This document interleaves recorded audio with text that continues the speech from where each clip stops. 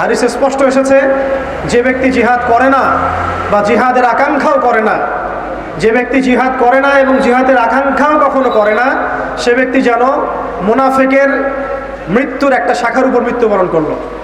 আল্লাহ পাক আমাদের সবাইকে নেফাকি থেকে হেফাজত করেন, আমিন। সম্মানিত উপস্থিতি এবং আমার সামনে উপবিষ্ট তরুণ প্রজন্মের দিনী ভাইরা, এই 10টা কাজ যদি আমরা করতে পারি, আমরা আশা করি এই 10টা কাজের সমন্বয় হলে আস্তে আস্তে হলেও আমরা ইনশাআল্লাহ তাআলা অচিরেই বাংলার জমিনে পরিপূর্ণ দিন কায়েম বলতে আমরা যা বুঝি, আল্লাহর জমিনে আল্লাহর দিন প্রতিষ্ঠা এবং শরিয়া বিধান প্রতিষ্ঠা, এটা কোনো অসম্ভব বিষয় নয় এবং এটা কোনো সময় সাপেক্ষ বিষয় হবে না ইনশাআল্লাহ। আল্লাহ পাক আমরা সবাইকে 10টা কাজ করার তৌফিক দান করেন।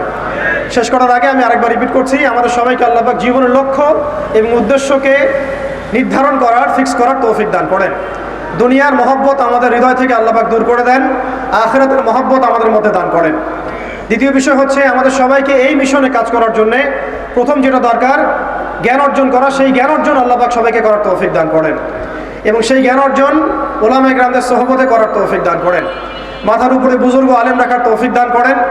পাশাপাশি যে 4টা খাস গুণাবলীর কথা আমি বলেছি, শুকর, সবর এবং তাওবা এবং ইস্তেআযা, এই 4টা হাসিল করার তৌফিক দান করেন। হালাল রিজিক খাওয়ার তৌফিক দেন এবং সৎ কাজে আদেশ করার, অসৎ কাজে নিষেধ করার তৌফিক দান করেন। দাওয়াত ও তাবলীগের সাথে আল্লাহর রাস্তায় জিহাদ এবং শাহাদাতের তামান্না আল্লাহ পাক আমাদের সবার কলবের মধ্যে বসায় দেন, আমিন। ওয়া আখিরু দাওয়ানা আনিল হামদুলিল্লাহি রাব্বিল আলামিন। সুবহানাকা আল্লাহুম্মা ওয়া বিহামদিক, আশহাদু আল্লা ইলাহা ইল্লা আনতা, আস্তাগফিরুকা ওয়া আতুবু ইলাইক। আসসালামু আলাইকুম ওয়া রাহমাতুল্লাহ।